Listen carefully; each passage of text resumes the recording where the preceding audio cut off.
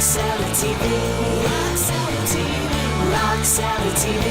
Rock Sally TV. Rock Sally TV. Rock Sally TV. When we first started to do the book and started thinking about it, you know, another biography of Gene Simmons the world doesn't need, and another biography of Kiss maybe the world doesn't need, because there have been lots of books about that. And it seemed to make sense to talk about, and this was Ken Sharp, I think, who came up with the idea. Why don't we talk about the songs, where you were, what you were thinking, how did it come? So a very specific 50,000 word big book about the songs themselves.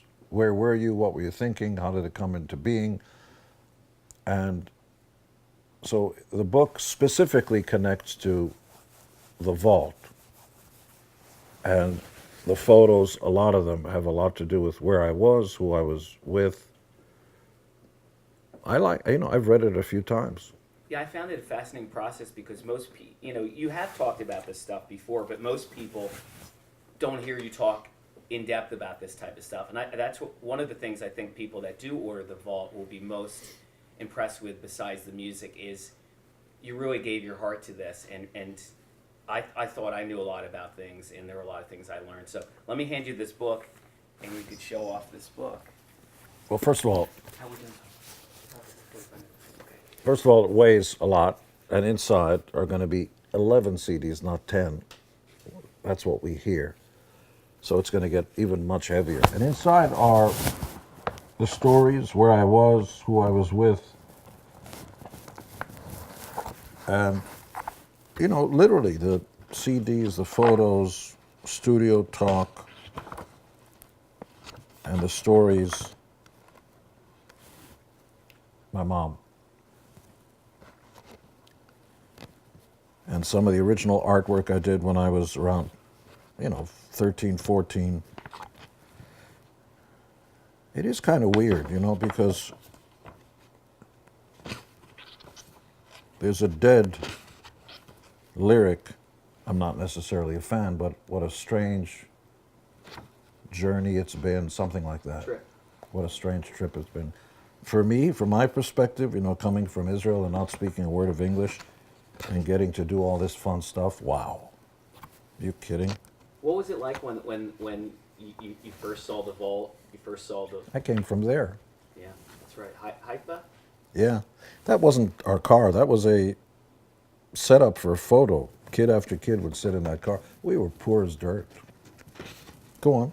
What was the experience like emotionally for you when that box set showed up? I don't know if Keith brought it by when you finally got the vault, the book, it was all together, and you said, "Wow, I did it." That's a legacy to look at. When we first sat down and talked with the Rhino folks about it, I tried to get them to understand that I wanted to have a personal relationship with the fans. No stores, no cloud, no popcorn stuff, popcorn fart stuff where you can't touch it and feel it. I want to have something that is real, not fantasy. And the thing I kept going back to is the word wow. Literally, I'm not making this up. I said, as soon as somebody hears about it or sees it or touches it or feels, they've got to say, wow, so that you're, as they say, bereft. You just don't know how else to say it, because it's like unlike anything anybody has ever seen. So I wanted to have that wow thing. And fans have seen it. We brought the one prototype of the Kiss Vault on the Kiss cruise. As soon as the fans came up to him, you just hear it. Wow, wow, wow, wow. You'd hear the fans do that. And that's when you know you've got it. Instead of, oh, that's interesting. You don't want that. Did you say wow when it finally came? Oh, yeah, I was awed. And it says a lot about Keith Valcourt and the Rhino folks and all the torture they had to go through, all the different versions and the updates and how many vault companies, safe companies. We had the Fort Knox people who make Fort Knox safes and vaults come up here. And then one thing was going to be all metal, but then it would be a fortune to ship. And then the other thing was made out of like just like paper mache, and we didn't want that because it would, die in shipping. So all this, people don't see anything. All they just see is, oh, that's a beautiful house. They have no idea what it took to actually get it built and defy gravity and withstand earthquakes. So we wanted to do that. One of the fascinating recordings on the box are the tracks you did with Dylan, as well as the conversation. I wanted you to talk about maybe the first time you became aware of his music, the first time you met him, and the fact that you had the balls to actually call up and try to write with Dylan, and it happened. I've been fearless and maybe delusional in that way. Ever since I came to America, I've found that more often than not I succeeded by just throwing caution to the wind and just trying. Because when you really think about it, whether you're asking that pretty girl down the street to the school dance or whether you're looking for a job, there are only two variations of an answer, yes and no. You can use a lot of fancy words. You very appreciate you coming in. It's either going to be yes or no. So you got 50% chance. Why not just try it? All they can say is no, and then you try again. What doesn't kill you doesn't, makes you stronger and all that. I didn't come up with that. So I always wanted to write a song with Bob Dylan. So I picked up the phone, found out who the manager was. Hi, it's Gene Simmons. Oh, yeah, how are you, Gene? Yeah, can I speak with Bob? Why do you want to speak with Bob? I want to write a song with him. He goes, well, everybody wants to write a song. Yeah, okay, but can I write a song with Bob Dylan? And sure enough, within 2 days, Bob Dylan came into an unmarked white van and came up to my house, this property, when it was an older house, because I had this rebuilt. He comes out of the unmarked van with an acoustic guitar and says, hey, how you doing? And we became fast friends, like we'd known each other for years. And the actual recording, the actual songwriting process, I recorded the whole thing. And what the fans are going to hear is maybe 10 minutes of something that lasted 6-7 hours. And you actually hear us coming up with the changes and the chords and just talking philosophy and our lives. Now, you're a fearless person, but when you heard Dylan was on its way, was there some trepidation? Were there some nerves? Be honest. Oh, I was scared to death. But I'm scared to death of everything all the time. And then you have to wipe your ass and get up on your hind legs, arch your back, and do it anyway. I'm scared of heights, but I fly through the air every time we do a show. Who the hell wants to spit fire? I don't want to do it. I'm scared. You might get burned. Just shut up and do it. So there's 3 tracks on The Vault that feature your work with Bob. Talk about that.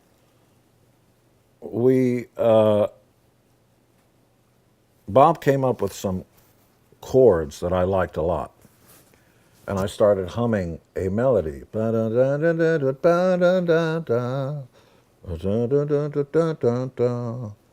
And you hear that on the riffing back and forth. Yeah, that's good, that's good.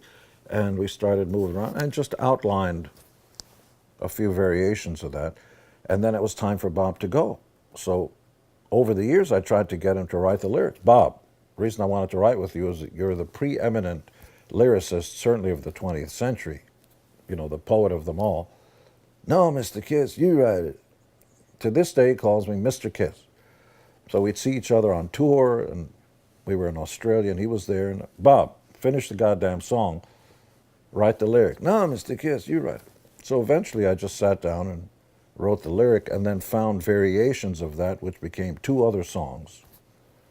Different, one is called Na Na Na Na, because I couldn't come up with a chorus lyric, and Waiting for the Morning Light, and Everybody Needs Somebody. Everybody Wants Somebody was another variation. And they all are non-Kiss sounding. One is heavily keyboard based. Another one sounds perhaps like the Eagles. So the songs determine the vibe. Yeah. Well, But I hear back. He loves at least Waiting for the Morning Light, which came out, one version of it. on your asshole solo album. The demos that you did with Eddie and Alex Van Halen for many, many years, that was among the holy grails for fans to hear. And finally, if they pick up the vault, they're going to hear all three demos you did with Alex and Eddie. Christine 16, Got Love for Sale, and Tunnel of Love. What's the backstory behind that, and how soon did you get them involved after you had produced their demo? I couldn't get, whether you call it discovered or signed to my production company, take your pick. The original Van Halen was signed to Man of a Thousand Faces, my company. I flew him to New York, produced a 24-track demo that included 15 songs that became their first and part of their second record. And that bell just means it's time to change my colostomy bag. And I couldn't get any of the KISS guys or the management at that point to see the wonder that was Van Halen. And I said, this is going to be the next big band in America. Let's take them out on tour and they can open for us and, you know, boom, launch. Nobody heard it. Not the record company, nothing. So I did the ethical thing. I told the Van Halen guys, I'm going to tear up your contract. You're free. You don't owe me a dime. It was an interesting experiment. KISS is going out on a Love Gun tour. And at the end of that tour, if I have time, I'm going to try other record companies and other, because I want to get you set up. And I didn't want to hold them up while we were off on tour because I wouldn't have the time. They got a deal right away at Warner Brothers. Ted Templeman produced it, and boom, their first single. And I said they needed a single to do it, and I didn't think any of the tunes were a single in those days, or radio airplay. And sure enough, the Warner's guys, especially Ted Templeman, had them do a version of You Really Got Me, the Kinks song, and boom, the band launched fast. They opened for Sabbath, and that was the last time I think they opened for anybody. So when we came back off of the Love Gun tour, I think, but about 78, we stopped off in Los Angeles, and I had written a few new songs. One was Christine 16, Tunnel of Love, and Got Love for Sale. It would have had to be before that because they appeared on Love Gun, those songs. Well, actually, Tunnel of Love was on your solo album, but the other two, Got Love for Sale and Christine 16 are on Love Gun. Maybe it was 77. Yeah, it's probably that. Might have been 77. Okay. Came back to Los Angeles, stopped off, and remember calling the Van Halen brothers, early evening, and by 1 o'clock in the morning, we're in a studio, power trio, and record. It just flew right through those three songs. And it was in Los Angeles. It might have been a Cherokee studio, something like that. So I played guitar and bass on 2 of the tracks, plus all the background vocals, and then Eddie and Alex played lead guitar and drums, respectively.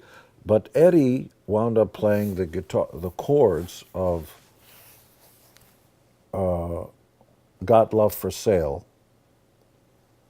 because he played along with the way I did it, but I liked the way he approached it, much more aggressive, of course.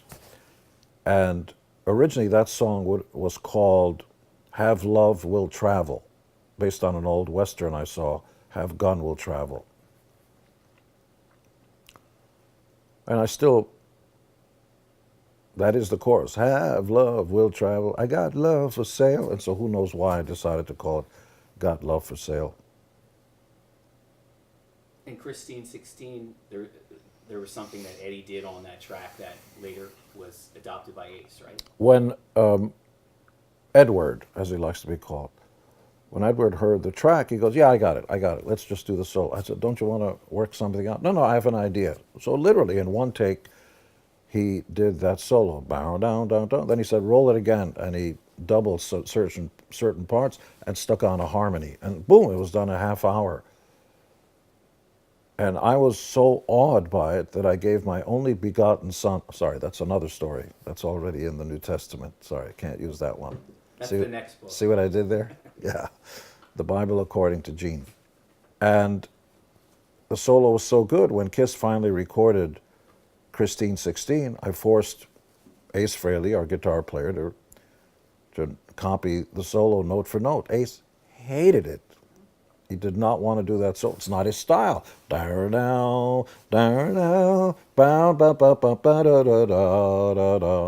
he didn't think it sounded like Ace. He wanted to do more blues-based stuff because Eddie's solo wasn't blues. The harmony. And it was actually very melodic. But Ace did it, and that thing became a radio staple for quite a while. We still do it every once in a while. Rock Salad TV. Rock Salad TV. Rock Salad TV. Rock Salad TV. Rock Salad TV. Rock Salad TV.